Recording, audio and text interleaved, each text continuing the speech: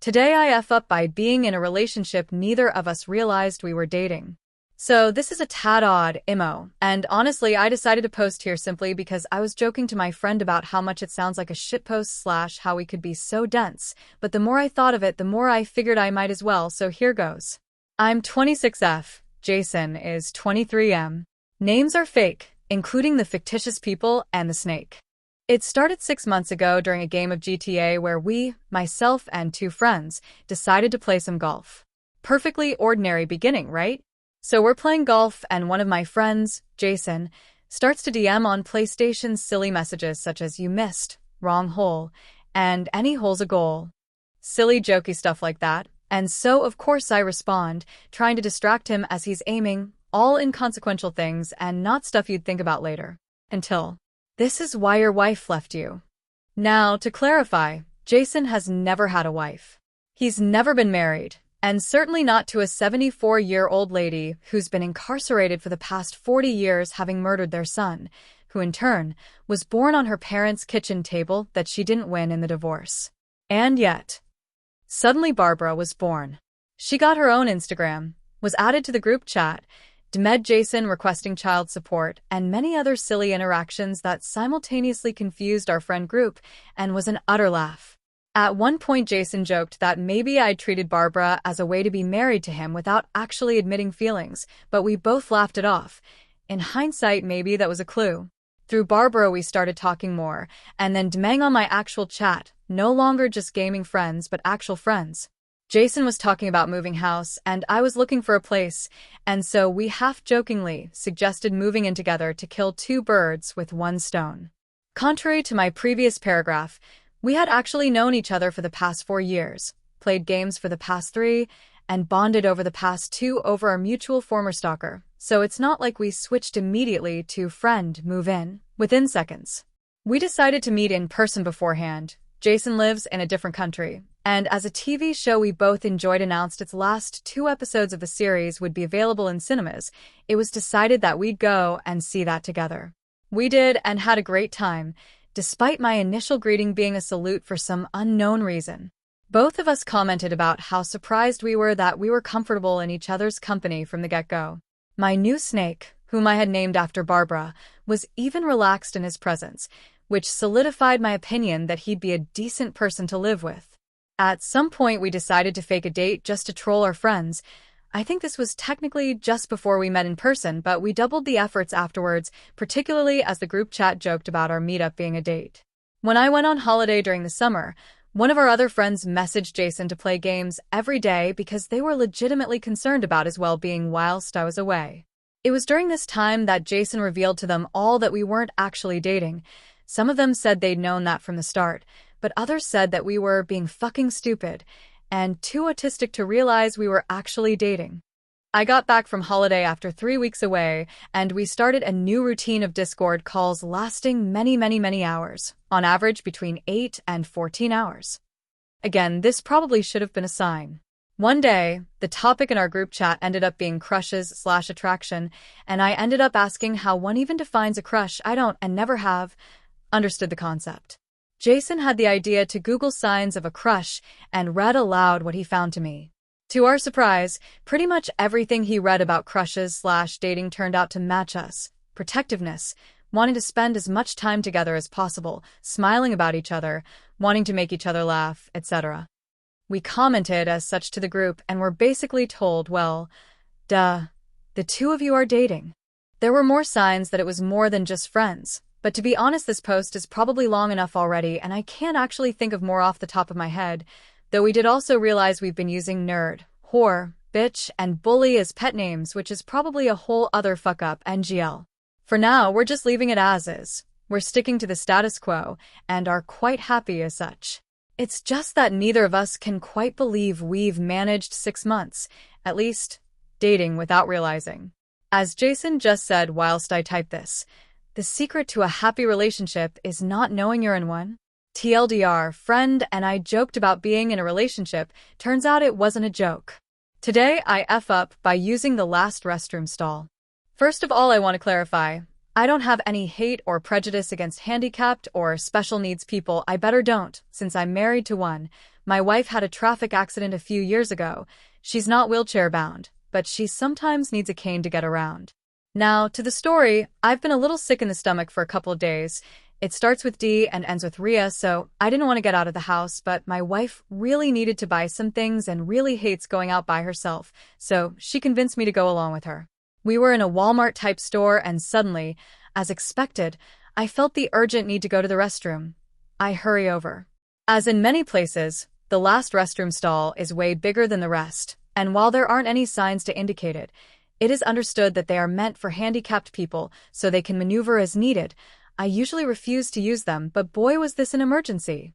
All the other stalls were taken. I tried holding it and waiting, but they sure were taking their sweet time, so I ended up using the last stall, thinking, what are the odds that someone who really needs it will come right now? Lo and behold, shortly after sitting down, I hear a loud bang on the door. I look and can clearly see the wheel under the stall door, and the guy starts loudly yelling, "Come out. I need to use it. You're not supposed to be there." I should have come out immediately, but you know those people who can't stop once they get going? I'm one of them. I did my thing as fast as possible, but still took me 3 or 4 minutes. I opened the stall door, and there he was.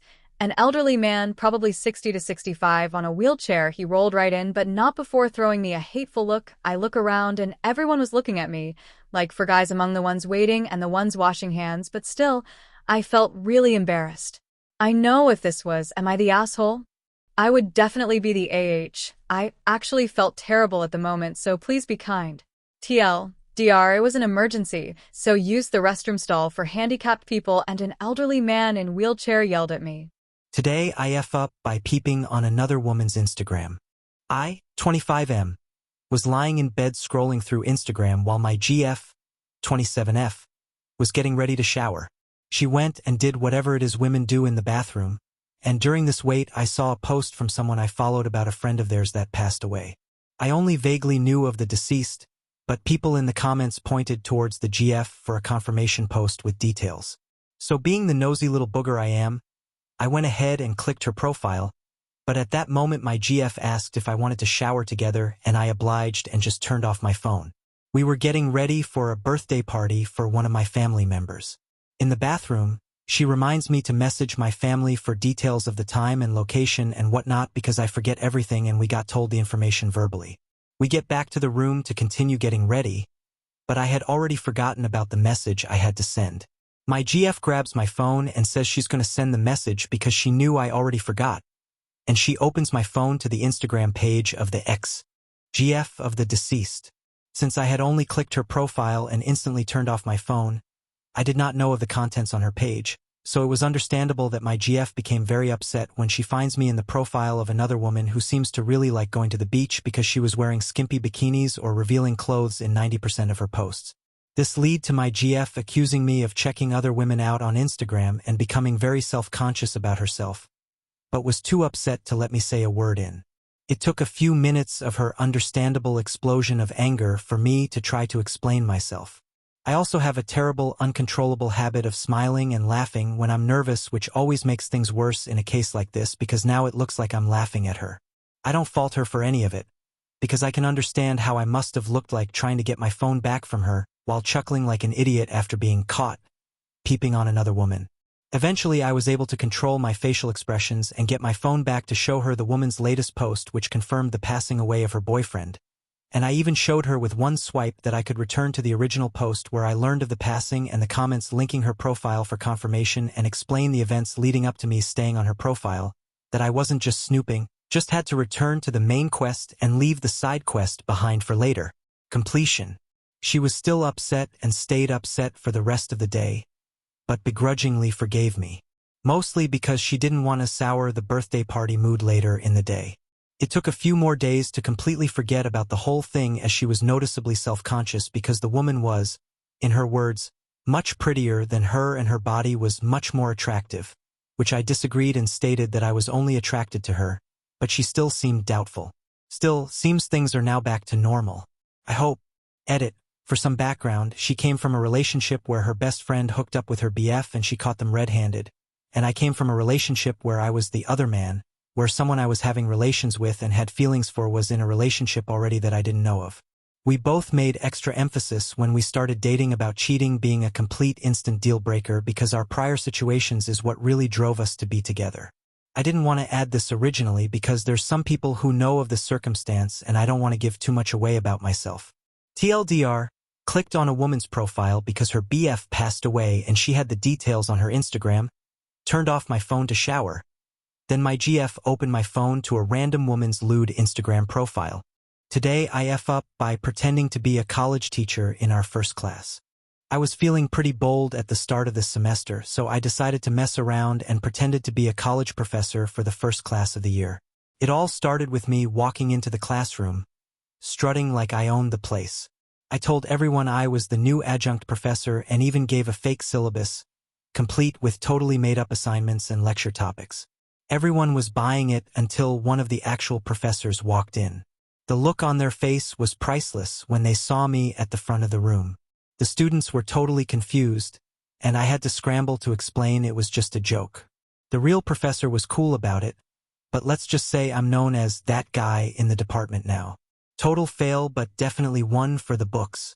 TLDR. Don't ever do unnecessary things if you can't handle the consequences. Today I F up on meeting strangers in a party. I've got a wild story for you all about a party I went to last weekend. I was at this small house party, and you know how it goes. Everyone's mingling, some people are getting a bit too loud, and a few folks are standing by the snacks. Anyway, I'm chatting with this group of people I'd never met before, and I'm trying to make a good impression. We're talking about our favorite travel spots, and I start bragging about this amazing trip I took to Japan. Turns out, I had completely mixed up my stories and started talking about a totally different trip. I was rambling on about hiking Mount Fuji when I had actually been on a beach vacation in Thailand. I didn't realize my mistake until someone in the group mentioned a sushi place in Tokyo that I had never heard of. I tried to backpedal, but by then, it was clear that I had just made up an elaborate lie about this hiking adventure that never happened. The worst part? The host of the party was actually from Japan and had spent years climbing mountains there. So, not only did I end up sounding like a complete fool, but I was caught in my lie by someone who knew way more about the topic than I ever could. I tried to play it off, but now I'm just cringing thinking about it. TLDR. Definitely learned my lesson about making up stories to impress people. Don't ever do it. Thank you so much for watching. For more videos like this, please subscribe.